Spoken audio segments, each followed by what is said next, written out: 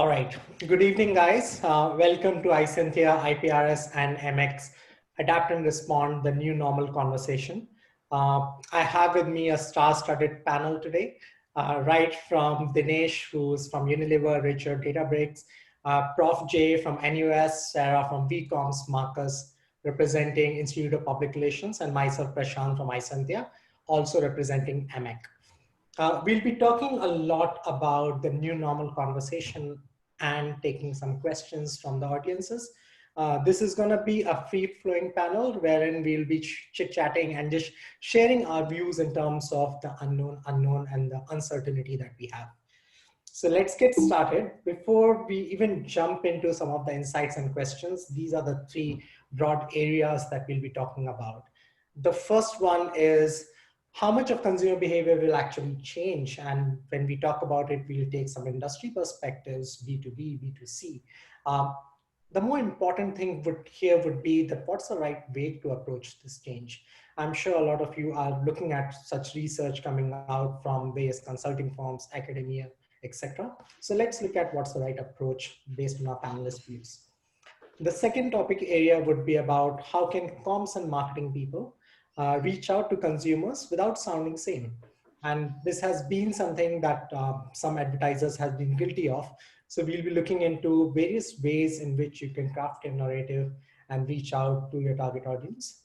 And the final discussion area will be about what skills we should have developed or gathered, or we can still gather as we gradually come out from work from home environments or continue to do so. In these, we'll be sharing some of the insights, anecdotes, also frameworks, which are all free so that you can actually take away and then start to apply them. So before I get into the first question, I'll let the panelists share more about themselves, their background, and their views to this webinar, and then we'll go into the questions itself. Over to you. Let's start with Sarah. Thank you so much, Prashant. I'm really looking forward to having this conversation and listening to the questions and responding to the questions that we get after. I'm Sarah. I'm the tech lead for Asia Pacific for We Communications. I've spent the last 22 years doing PR and communications for tech companies across the region. I actually was counting up, and I've actually gone through 5 major disruptions, from the 97 financial crisis to the 2001 tech crash, and now in this crisis. And it always feels like every crisis is the same. So I love the fact that we're coming together using technology, you know, to educate each other and to learn from each other. So thank you for inviting me, Prashant. Thank you, Sarah. Let's go to Prof. J. Hi, Prashant. Thanks for inviting me. I'm in the management department at the NUS Business School. I have been there for the last 14 years. My research interests are in the area of decision making, negotiations, and leadership. In my past life, I used to be an engineer, like all good Indian boys are, and I'm now more of a psychologist. And I do think that we are in for, as a social scientist, we are in for tremendously interesting times. I know that there is a lot of suffering. There's a lot of, a lot of people going through some very difficult times right now. And I should not exhibit exuberance, but there is so much to do for us as social scientists, and that's the mood in the academic circles right now. There is so much we need to learn about, how the future is going to look like. So when Prashant asked me, the reason I jumped at it is because I usually am sitting in ivory towers talking to old people thinking about academics. So I thought I need a fresh lease of life and energy. So here I am. Look forward to learning. All right, let's go to Marcus. Hi, everybody. Thanks, Prashant. I'm the president of the Institute of Public Relations of Singapore. The Institute of Public Relations of Singapore, or IPRS, we are Singapore's industry body for PR and communication practitioners. We've got about 1,000 members in our database, ranging from senior practitioners to students who are still in our academic institutions who are aspiring a career in communication. Very happy to be partnering with Isentia and AMEC for this special initiative. And one of the reasons is because I think COVID-19 has shown us that brands need to define themselves and communicate clearly more than ever and in an empathetic way. And there's so much that we can learn from one another in how that is done. So very happy to be part of this panel, and I'm looking forward to the discussion. Over to you, Richard. Afternoon, evening, everyone. So when Marcus approached me and the team approached me to share my views on this topic, I was very interested because I saw the esteemed panelists as well as in anticipation that how we can all share about my most passionate subject, which is high performance team. My background, really, I've been doing this technology marketing rather, not high performance team management, but technology marketing for about 28 years and counting. And hopefully we can all learn from each other on these subjects together. Thanks, Richard. And last but not the least, Dinesh, please. Hello, everyone. Hope you're safe and fine. I'm Dinesh. I work for Unilever. I have been with Unilever for 9 years, been in Singapore for 12 years. I have been a hardcore researcher.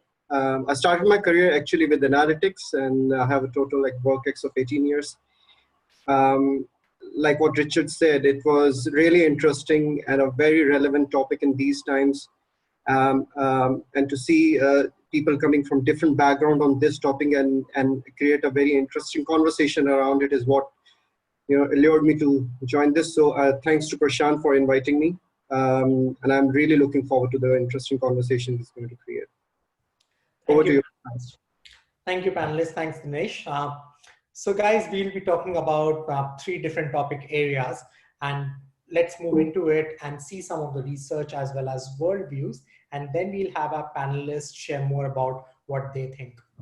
So the first topic area on the discussion point is about consumer behavior change. I'm sure on your LinkedIns, you would have seen a lot of research around this, whether it's consumer attitudes or consumer pulse, talking about different industries, what will change, what won't change. We'll be looking into what's the right way to approach all this, if there's change or hardly any. I'll share with you 2 different worldviews as we get started to discuss. The first worldview is about everything is going to change. And this comes from various consulting firm, research firms, talking about the whole exciting area of change, looking into categories as well as consumer behavior, and predicting that a lot of it would be done in a different manner as COVID happens and as we come out of it. We also know that a lot of our strategies build on not change, but no change. And this is a great quote coming from Jeff Bezos, which says that, look, everybody talks to me about what's going to change in the next 10 years. But my question is, I'll build my strategy based on what's not going to change in the next 10 years, because I have that certainty to go ahead and put some things together. Now, here are 2 academicians talking about it, one in Psychology Today and the second one in Marketing Week. I'm sure you would have seen some of these articles. And the first one in Psychology Today talks about virtually all behavior of consumers will go back to what it was after COVID settles down. And this comes from the fact that consumers inherently don't really change that much unless there is a life-changing incident that happens, with which they come face to face or there's a rendezvous. The second part is about pandemic. Pandemic may be world life-changing, but then it's about the lifestyle and the worldviews of these consumers may change only for the ones who come one-on-one or face-to-face with the COVID. And the last one is about a lot of industries may not change, but the behavior in the industry may change. Some of these examples are all about that during 2008 recession, people are talking about that luxury is going to fall out, but nothing happened. In fact, conspicuous consumption increased. There were conversations around after Great Depression, people will stop to travel intercities and things like that, but it actually went up. So we will discuss more about what may or may not change. And the second article is about completely no change. And this comes from Mark Ritson talking in Marketing Week about consumers inherently being lazy. So I'll open this discussion among our panelists, in terms of what do they think, where do they stand, or do they stand somewhere in the shades of gray? Over to you guys. Anyone can take it up first. If the panelists are thinking, I can say, Sarah, go ahead. Maybe I can start because I think, you know, talking about the new normal is a little bit of a misnomer, because it's not going to be the new normal so much as it is going to be, you know, we all crave certainty and knowing what's going to happen. But like, I think a number of thought leaders in the space like McKinsey have said, actually, it's going to be more like a series of next normals. So what is the next normal as the lockdowns lift, right? What is the next normal as restaurants reopen and we have to learn social skills again, but social skills in this post-pandemic world? And what is the next normal as people begin to travel again? So I think there will definitely be a lot of change as we kind of come out of lockdown, but I think that change is going to be thought through. It's going to be something that we relearn as we come out of lockdown into what is almost a new world. Yeah, so you know, I like what Sarah said there. So I think we like to use words like the new normal as though we can set that in stone somehow so that we can hold our futures in a certain box. I think human beings, we like certainty. We like to hold the world in some kind of constant space. So that's not going to be the case. I really do think there's going to be a series of new normals. And it has always been that way, right? There has always been change. It's except that there is a discontinuous change, which I think is what is getting all our attentions. And it's also discontinuous change in a short span of time. I mean, that's, I think, and it's a worldwide global shared change that, you know, we've had kind of geopolitically localized changes, but it's never been this shared experience globally. I think that's what's creating all of the attention around this particular crisis. And like Sarah was saying before we started the call, you know, she said she's seen 5 crises before. Every crisis feels like it is unique, right? Like when we are in the midst of it, the eye of the storm, it feels like this is unique. But this is not going to be the last crisis. There have been other crises in the past, and there will be more in the future.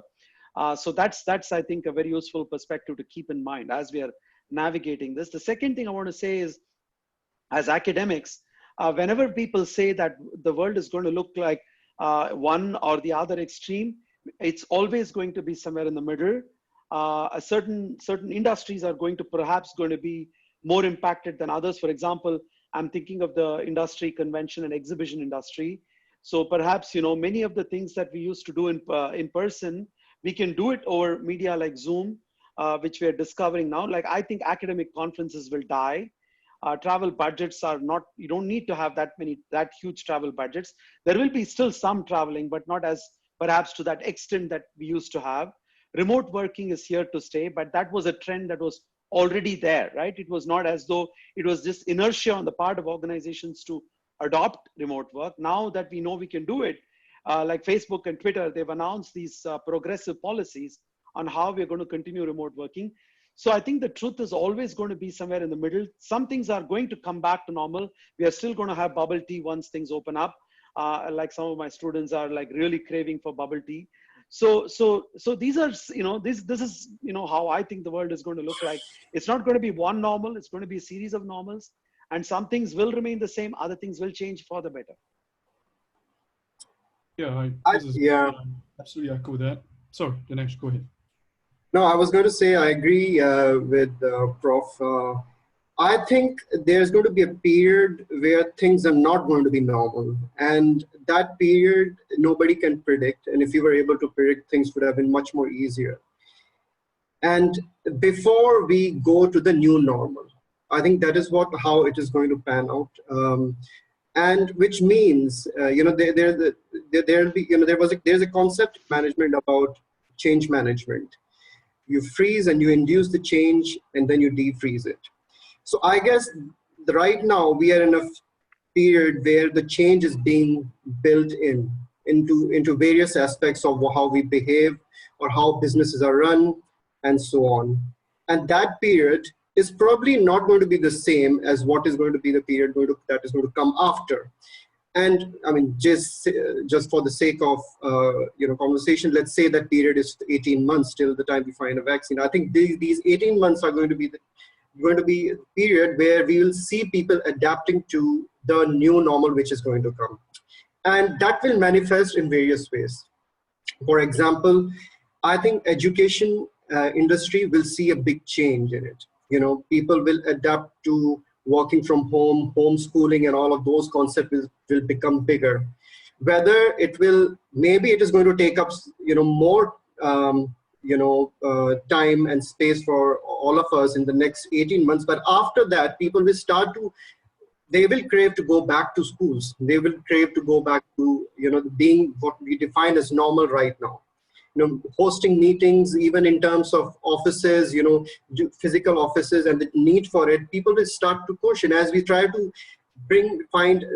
to operate in a normal way in the next 18 months.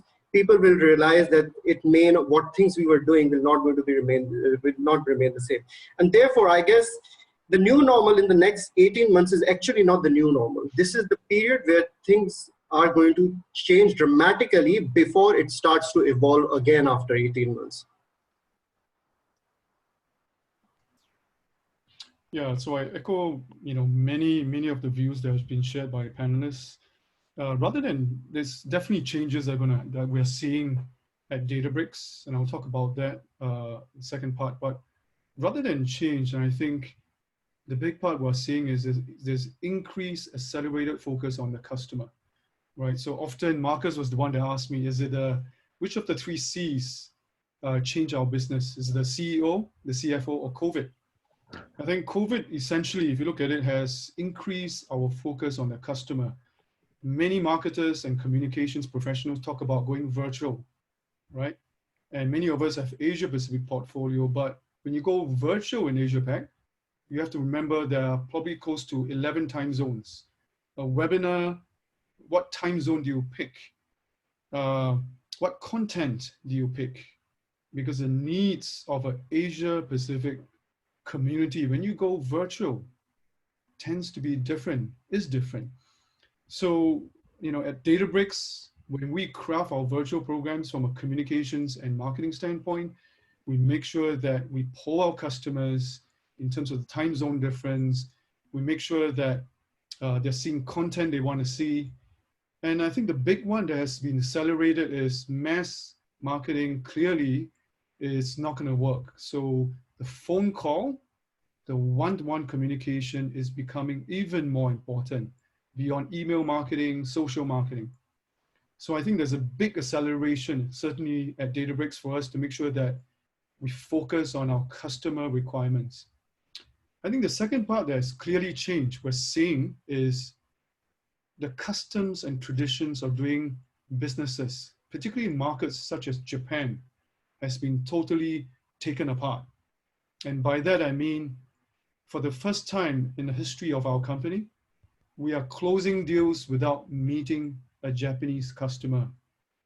And that could not be fathomed without your sake, without time on the golf course. It's happening, all right? And many of our Japanese customers realize to stay ahead of competition, they have to move fast. They have to keep with the times. So I think the lessons we are seeing in practical terms, traditions, customs are being changed, right? What hasn't changed within that context is respect for our customer, right? Respect for their local requirements. So those are the big things that we're seeing: acceleration in focus on customer, but traditions are being broken and being changed. So Richard, I agree with what you said. In fact, what I would just add on to that is that I think change was already underway, and COVID has accelerated the pace of change, and people have had to change in order to make a virtue of necessity. I will make 3 quick points about change. I think the first observation is that flexibility today is an immovable reality. So that's the first observation. The second observation is that going digital today really means going global. And the third observation is, as a brand, do you want to be defined as a villain or a hero? So let me just talk about each one quite briefly. The first part about flexibility as an immovable reality. So many studies have shown that workers overwhelmingly want to work not from home, but flexibly. That means that the future of work is going to be a lot more agile. Companies are going to be a lot more responsive to the needs of their employees as they're working in this new environment. But the problem is organizations, I think, aren't doing enough. In fact, a very recent study by Lenovo in March, they found that 50% of companies, only 50% of them are equipping workers with the right kind of tools, and less than 50% of them have actually provided any guidance to help their workers transition so as to work flexibly. So if flexibility is an immovable reality, the question to ask is, what are brands and what are companies doing about it? The second part about going digital. So, we've seen how going digital today means to be plugged into a global economy. For companies in Singapore, that is quite significant, because if you were used to marketing and serving 5 million customers in Singapore, the second you get onto the digital platforms that are out there to peddle your services, the dikes have been lowered, and the apex predators from the Singapore River now needs to compete with the predators in the Pacific Ocean. So the snakehead fish in a pond needs to now compete with the great white shark.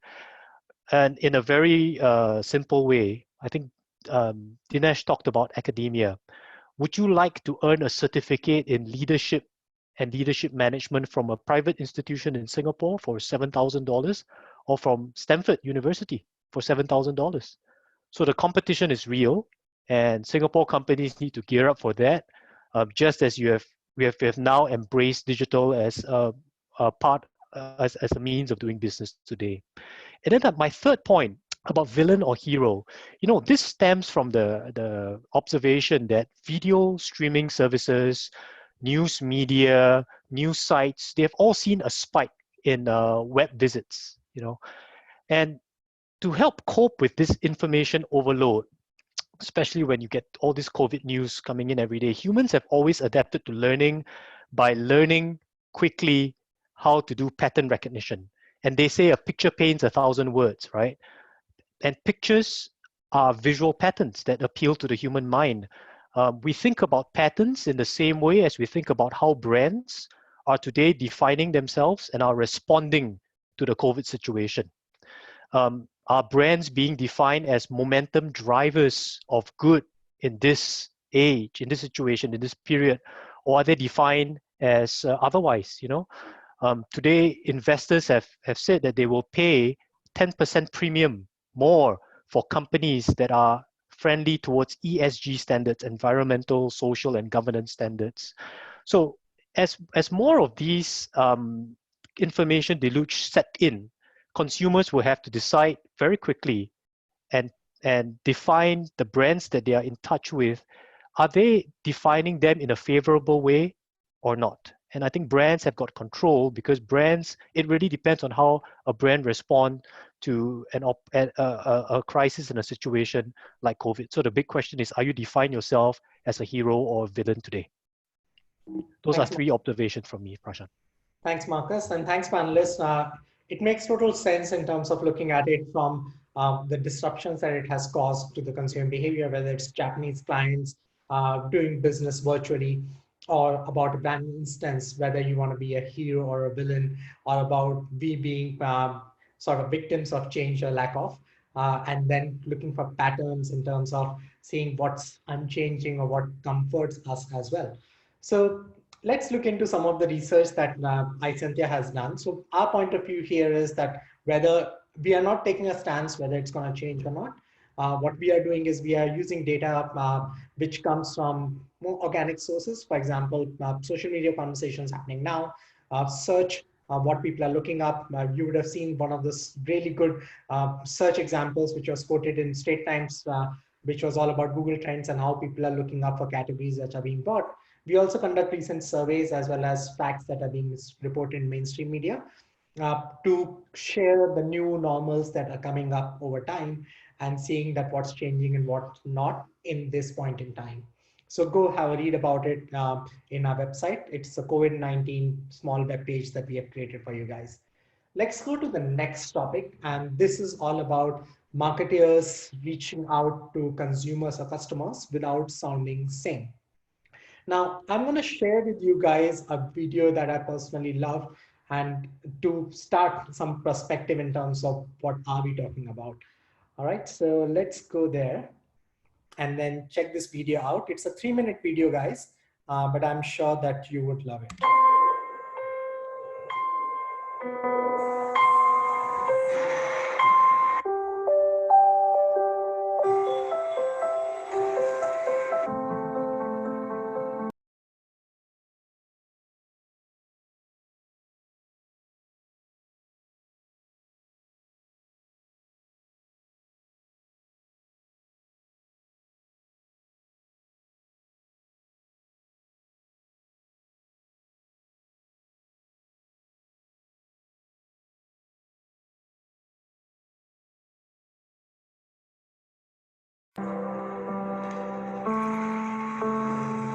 When we first opened our doors. Since 1926. Since 1978. For 60 years. For 75 years. For over 80 years. In 90 years. Over 100 years. Nationwide has been on your side. Restaurants have always been there for you. Nissan has been with you through thick and thin. We will do what we've always done. Take care of people. We're people. People, people, people, People. People. Family. family, Family. family, family, family, Family. Family. Family. Families are families. families. Even now, Especially now. especially now. Right now. Now more than ever. More than ever. Today, more than ever. Today, more than ever. In times like this, At times like these, During these difficult times. In these troubled times. Challenging times. Trying times. In these times of uncertainty. During this time of great uncertainty. During these uncertain times. during these uncertain times, Uncertain times. In uncertain times. Uncertain times. Unprecedented times. Unprecedented times. Unprecedented times. this unprecedented moment in our history. Time of social distancing. While things have slowed down. As we turn more inside. While the doors may be closed. while the distance between us has gotten bigger. The more we stay apart, We still find ways to stay close, even when we're apart. Even if we can't stand closer than 6 feet. We can all stay connected to work, school, and most importantly, to each other. There's still ways to touch each other. All without leaving the comfort and safety of your home. Without leaving the safety of your home. From home. Your home. at home. Home. Home. Home. Home. Home. Home. That's the key. Buick and GMC are here to help. Con Edison is here to help. Here to help. Our teams are here. We are here. We're here. We're here. Here for you. Here for you. We're here for you. We're here for you. We are here for you. We're here for you. We are here for you. We'll be here for you. Runnings is here for you. We're still here for you. We're with you. We're part of your community. So you can trust us. You can count on us. And we'll get through this. Together. Together. Together. Together. Together. Together. Together. Together. Together. Together. Together. Together. Together. Together. Together. Together. And together. Together. Together. Together. Together. Together. Together. Together. Together. Together.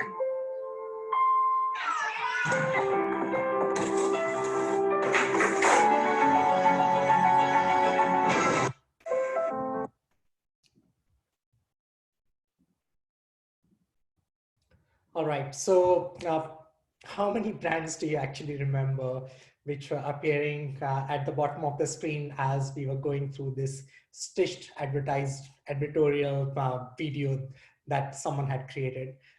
So the most important part here is they all sounded same. And this may be a byproduct of the fact that a lot of advertisers and we as marketers want to jump on to the next big change that's happening, and this incessant need to communicate and coming up with creatives that sound the same, applied at the same time, pushed out, and then just deafening consumers. So let's go to a panelist and let's really try to understand that what do they think? How should marketers be approaching their customers without sounding sick? Over to you guys. Anyone can take it up. So as I was watching the video, I was reminded of Pink Floyd, you know. So another brick in the wall, you know. So I think, you know, we educators contribute to some of this, right? Like we try to create this person that goes out into the world and contributes to industry and society, but we've created too many square, like, you know, products, like everyone is like everybody else. So I think this comes back to me, like, you know, a time of crisis is a time to find clarity, right? Like really, what do you stand for? And it amplifies, right? If you don't have it, you go around, look around, you mimic what others are doing, but deep inside, you don't have a point of view, and that's why you go and mimic what others are doing. And we know this in different ways, like as individuals and even as industries.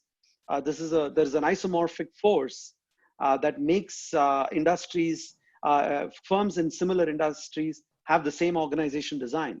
And that doesn't happen out of like just chance. It happens out of these incredible forces that operate out there. We know this in sociology. So, you know, as I was seeing this, I was chuckling to myself. I was saying, oh, wow, you know, this is just it goes into how we become such atomic actors in society. We all are like everybody else. We all want to fit in. We want to, fashion becomes trends because we all want to fit in to the next big trend. And I think, you know, as PR professionals, I think you guys contribute to this too in some sense, right? So the boo is to all of you, you know, so do something different. I completely agree with you. I mean, if the pandemic is anything, it's really a global call to action for communicators, right? To find the purpose and, or as Simon Sinek calls it, the why of what an organization does and what you're here for. I was reading an article by one of my ex-colleagues yesterday, I think, and he said, you know, imagine your house has been devastated by a hurricane, and you know you've lost everything. You're basically sitting in the wreckage of everything you own and everything you care about. And your next door neighbor who owns a car dealership a couple of doors down comes by and says, hey, I have a 2-for-1 coupon on cars. You know, we know these are hard times, but here are a couple of cars. And I think marketers are so careful not to be that person. They're so careful to be respectful that they forget that they also have to be themselves. And I was reading another piece of research that was put out by our company, We Communications, that said that consumers are really looking to brands to be that voice of stability and that voice of reason during tough times. And so being true to yourself, finding your purpose, communicating that purpose properly has to be an integral part of what you do as a brand. I would say these ads have seriously high empathy quotient, and which is really fantastic. And what may have lagged, and somebody has been very crafty in putting it together to sound it seamless and indifferent in that sense. But I guess what they probably is not trying to leverage on is what is the role of what you're trying to sell in this narrative of this whole, how COVID has changed the world. And I think that is of essence. While it's great and to have a purposeful ad or communication on with the good branding is important, consumers are probably also seeking more from it. And because, otherwise it will come out to be contrived. And therefore, what is it that we need to do in such communications is probably to get our products integrated well enough. And I think that is what probably was missing of all of the, the communication which are put together like this. I think personally, I believe there is a lot of emphasis that we can do to bring positive side of these purpose. To me, all of the ads that were put together started off with a gloomy tone, with the music, probably heightening the gloom around it, and therefore, and how much as much as you can try, people will try to say, I don't find anything more, and they will switch the channel or whatever. And I think that's what really is important, to focus on the positive aspect and of what a brand can do, and therefore bringing the brighter side of these things. For example, one of the ways to talk about this is how they can get crafty in these times, or the other way to show it is what is the moment of escapism for them, or the other way is also how they can celebrate together even in these times with all the Zoom calls that are happening, and bringing people together. And end of the day, there also has to be a story for a product. And I think all of those elements, when they miss, when they miss out in such communication, they don't do any good to the brand or the company in that sense. So I'd like to just jump in here as well. So Prof. Jaya, I'm afraid I have to disagree with you.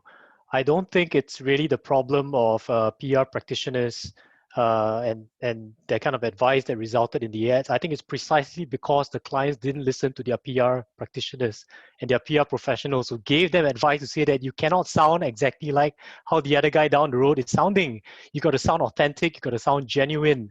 And on the other hand, it's also not just about advice. I think it's also the choice of medium. If you're talking about what are you doing to rally people, to lift people's spirit, I don't think an advertisement is necessarily the best activity or the best tactic forward.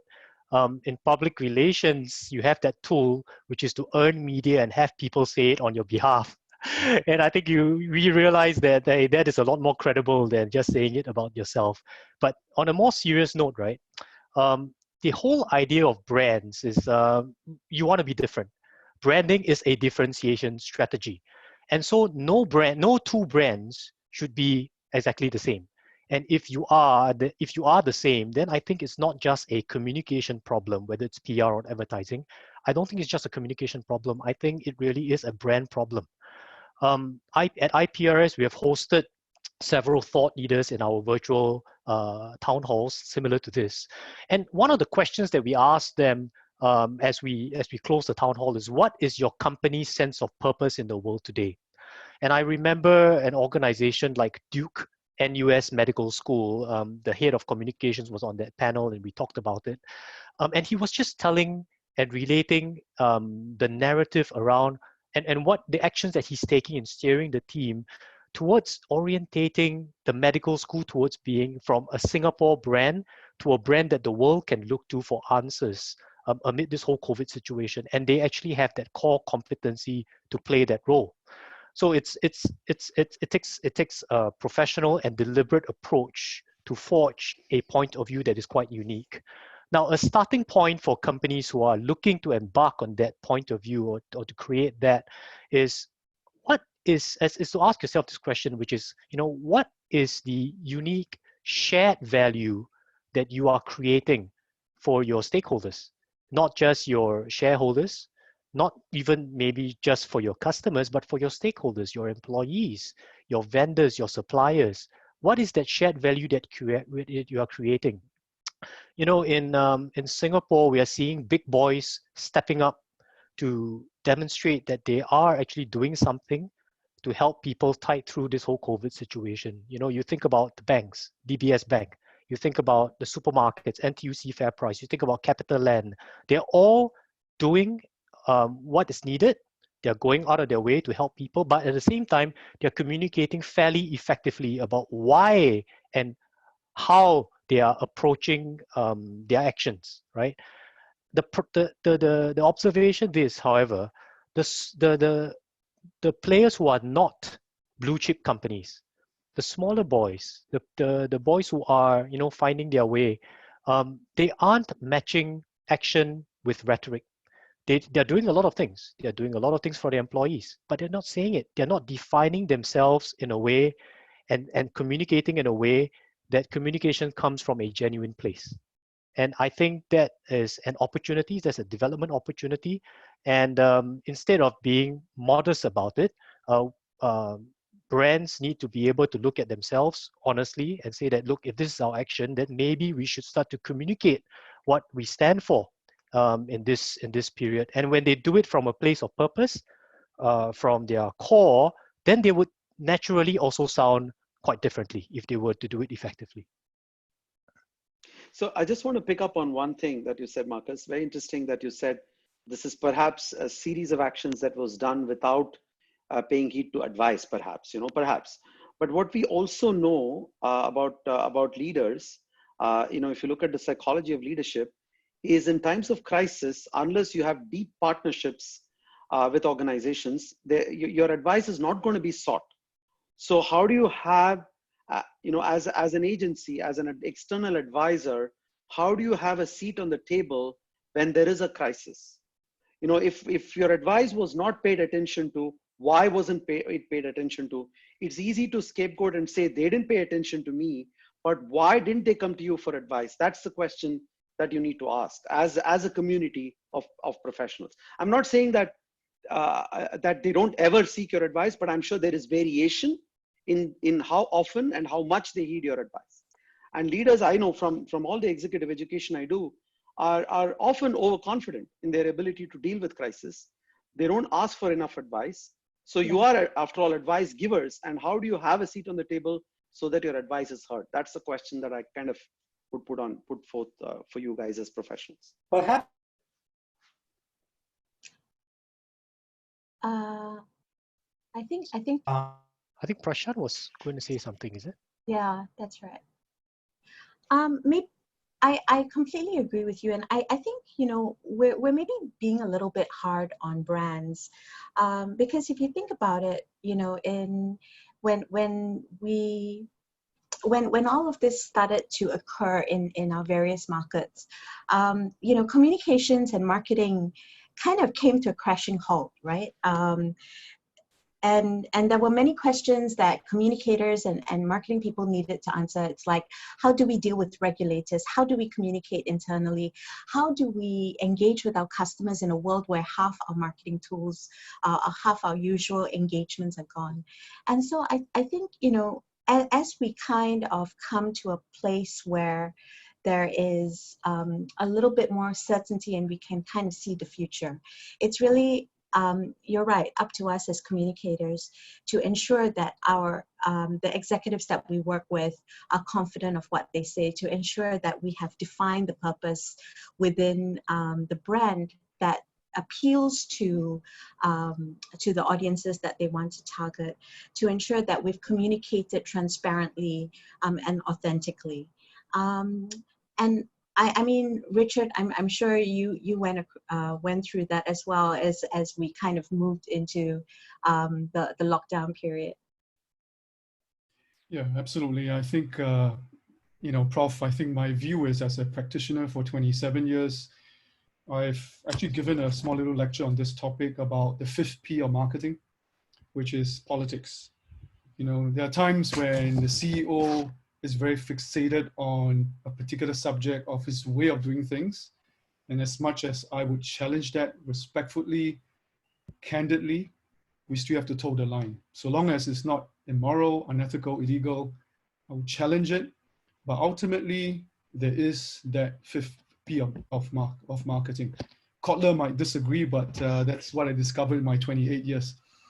But I think to Sarah's point, the two tenets that govern us from in this era is, without sounding the same, is it goes back to, is it relevant to the customer? I would challenge all those ads that we just saw. How does that help the customer by saying that we're here for you? How much of that was spent that was literally didn't help the customer? All right. So that's one. I mean, it goes back to the focus on customer. Easy to say, very hard to implement. Okay, very easy. I'm going to be the first one to say it's very hard to implement. And I can give you many examples when this whole DOSCON was raised all over the world, Australia, Japan, Singapore. In Australia, one of our customers, Coles Supermarket, reacted very quickly, and they actually adopt Databricks AI to do predictions in terms of keeping the goods fresh. So Coles is a leading supermarket in Australia, and they reacted very quickly, deploying technology to how do we get goods, toilet paper included, right, to cities, the states that matter based on the demographics. They reacted very quickly, right? Grab in Singapore, Grab Taxi is our customer as well.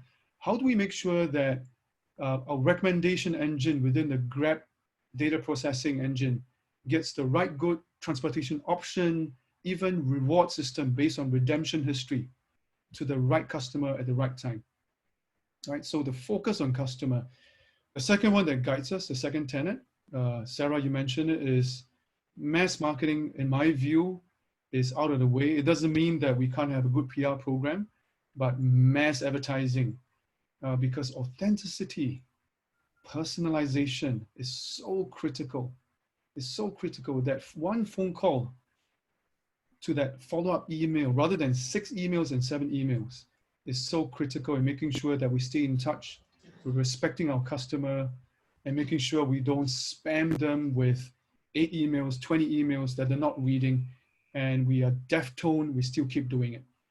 Well, I think my summary is just making sure that kind of obvious that we stay true to customer needs and we stay authentic. Thanks, Richard. Dinesh, would love to hear your views. No, I mentioned it. I think this is all the more important time now to be who you are and stand for what you are.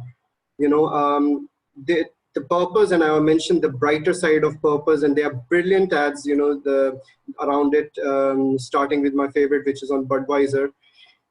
You know, it is about what that brand stands for, and shown in the current occasion, you know, heightened occasion, if you like, which is stay at home and trying to connect with your buddies. You know, there are many such brilliant ads which are leveraging the context, the new context, you know, and very seamlessly, beautifully fitting in what the brand stands for. And that is what we need to leverage.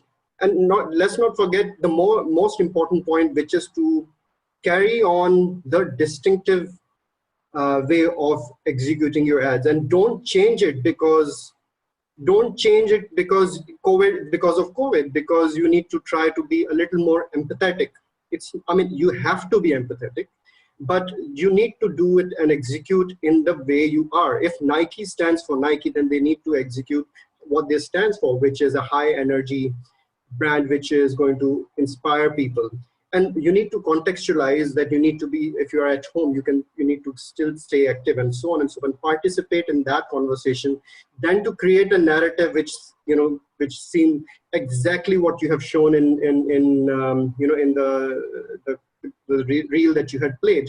And therefore, I think the purpose is going to be the critical aspect in this, and therefore people need to start thinking, marketers need to start thinking, what do we really stand for, and how do we contextualize in this in COVID context and all.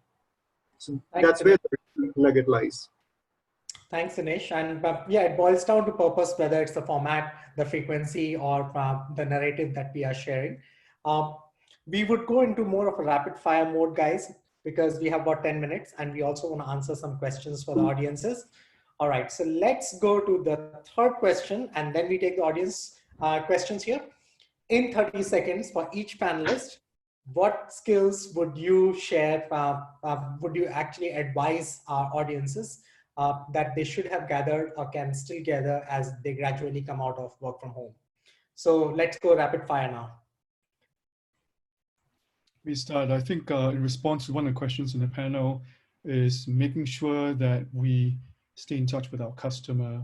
And when I say we become more personable with a phone call, if our customers are saying, hey, don't call me, respect that, right? Making sure that we don't employ a one-size-fits-all.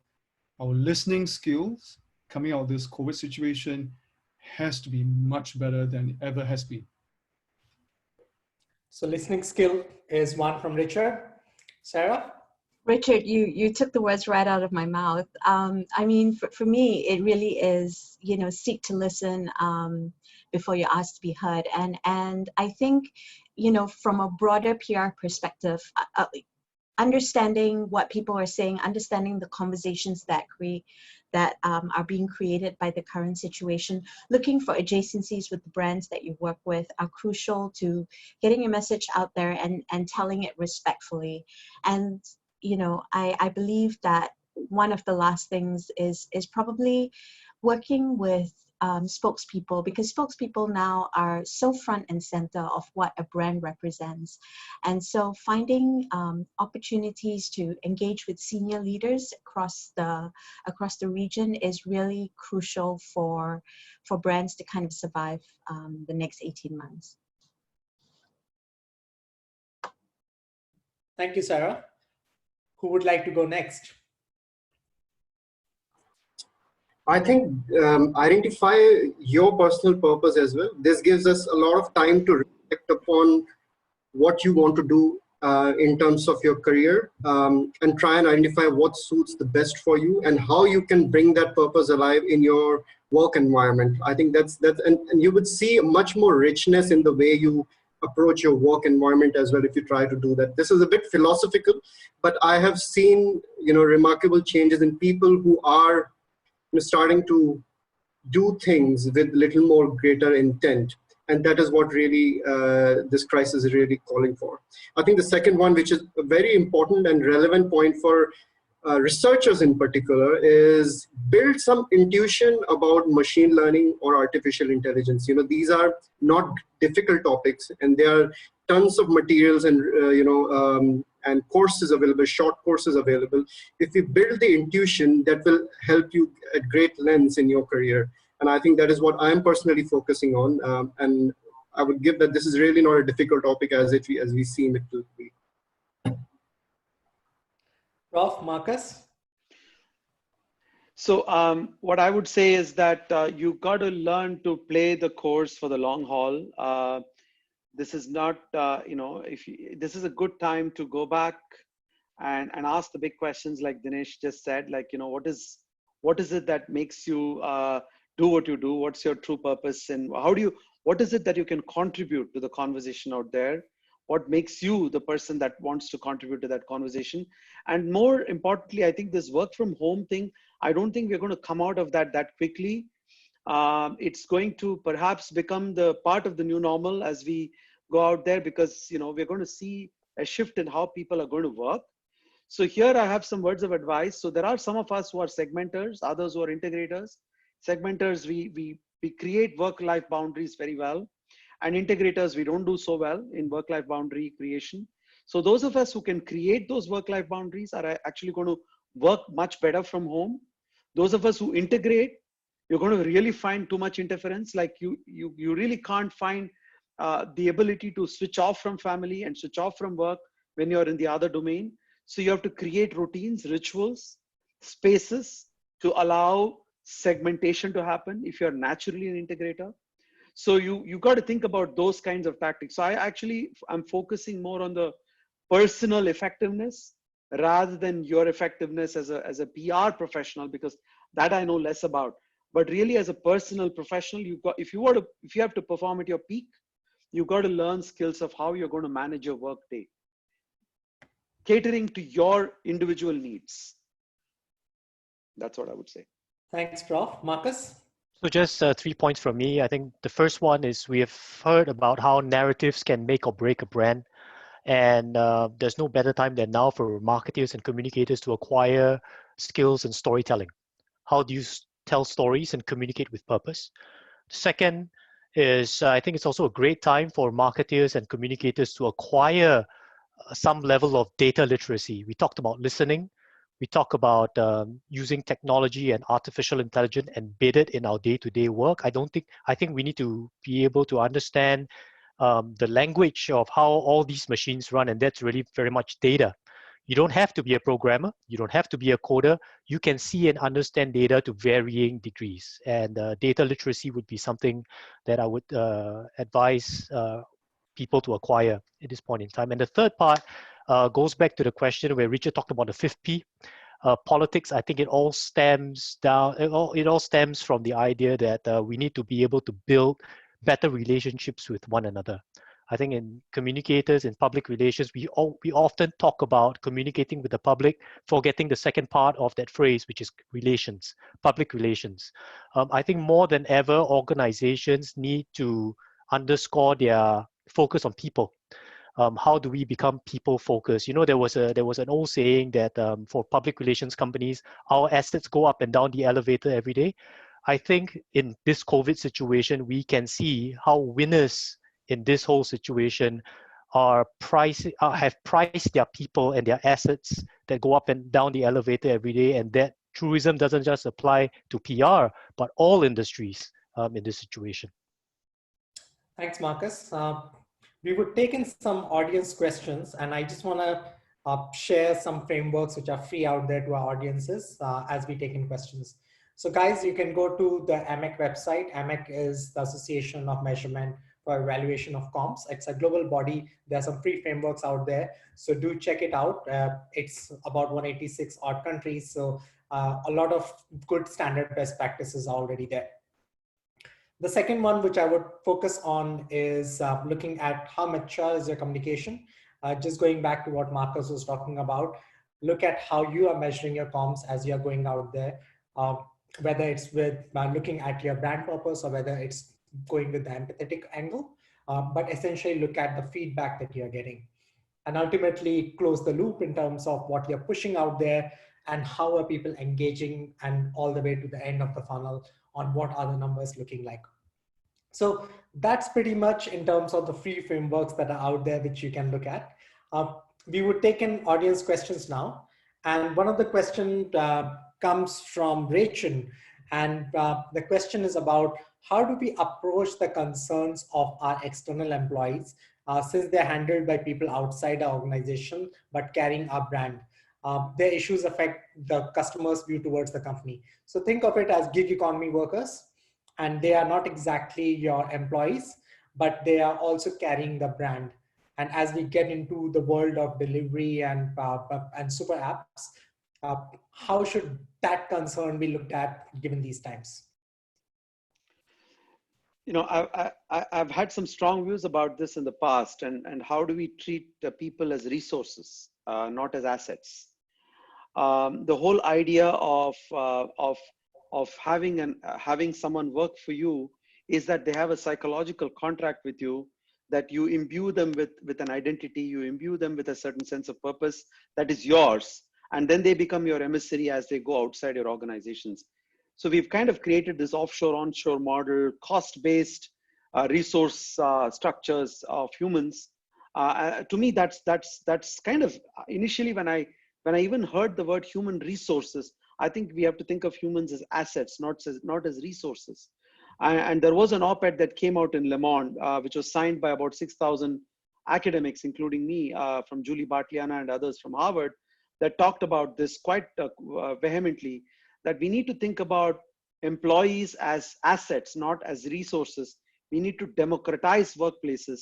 Then these problems that you find when you send people off as your emissary, they don't quite actually hold your point of view. Those problems will start to go away because you treat them as partners in your business. It's not an asset. It's not a resource to be excavated like out of the earth. It's not like a mineral to be harnessed, but an asset to be cultivated. So I think the nature of the employment contract will have to you really have to think about it. Otherwise, there will be costs that you will pay in these kind of situations. Thanks, Prof. Panelist.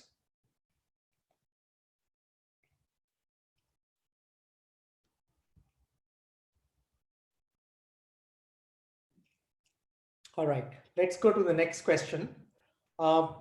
Any tips for PR professionals who will be joining the workforce during this unprecedented time? So this is for the young grads or people who are switching career.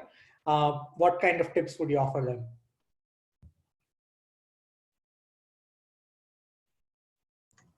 So as someone who entered the workforce during one of Asia's worst recessions, I can understand, you know, the uncertainty of coming into the workforce at this particular time. I will say that coming into workforce in the middle of upheaval and change provides you with a lot of opportunity to learn, to grow. And so I think, you know, if you can find an organization that is willing to employ you and train you, jump at it, because, you know, we keep talking about unprecedented times. These are it, and these are the times that will forge your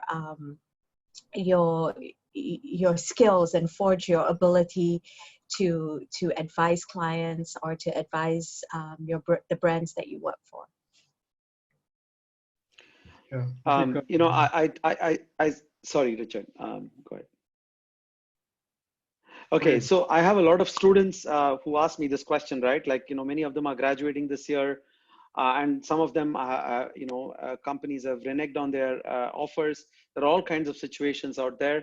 And I often used to refer them to this wonderful book that a colleague of mine at IMD wrote called The First 90 Days, you know, the bunch of things you need to do as you get into the workforce.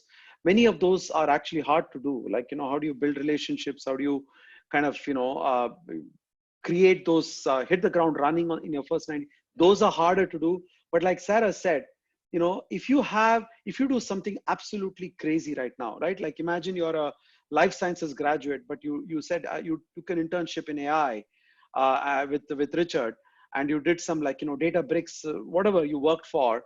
People are going to be more forgiving of those kinds of experiments now because you were experimenting. Nobody's going to say, why did you not follow the career path, you know, that you were supposed to? So I would say become experimental, become bold, especially if you're young, you don't have families to kind of feed. You do the crazy thing that you always wanted to do. Backpack, go and work in Colombia for a year remotely. I mean, you know, work for GitLab anywhere in the world, do all kinds of things, right, that you couldn't have done otherwise.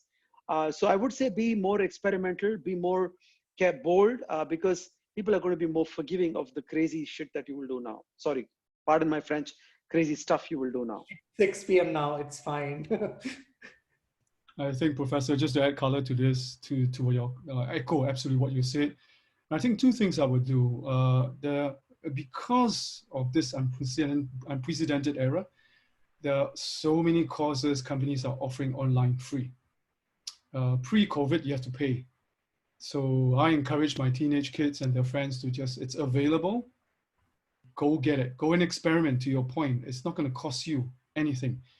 Two is, the things that matter to me when I hire is I look at not whether they're from Harvard or the GPA score, is what do they do to help the society, the volunteer work, right? The second thing I would do if I were 21, 22, 23 again, is to bunch together with a bunch of like-minded friends who have similar skill set, all right, and help and see what you can do to help. Virtually society, I mean, papers, Singapore Straits Times, everywhere, Business Insider talks about how there's communities coming out, giving out free food, you know, people who are helping people less fortunate. Those things score a lot of points for me as a potential hirer, as a potential employer. All right, so those are the practical things I would do. Thanks, Richard. We are out of time now, guys. So Dinesh and Marcus, 30 seconds each on your advice to the new PR comms and marketing professionals entering the world. So my advice is this, that it doesn't take long to live a life, and the fuller it is, the faster it goes. So never disempower yourself. That's my advice. Follow your heart as well as your head. Don't disempower yourself. Don't give up. Failure is not a crime, but the failure to try, however, is. Thank you, Marcus. I would echo that. I think fail as much as you can in the early part of your career and try and learn something new. Try and find something what interests you and learn and learn and learn. I think that is what, I mean, you've got time now, so you could do that. Thank you, guys. And we were just running a quick poll to see how we are doing. So the most frequent answer was 9 on 10. So good job, guys. And thanks for sharing your experiences, anecdotes, as well as your advice with the audience. We had about 150 people who are still sticking along with us. So I think the engagement was pretty high. So thanks a lot to all our audiences for attending this 5 to 6 p.m. webinar, and I hope that you got something out of it. Thanks a lot, panelists, and thanks a lot, audiences. Thank you.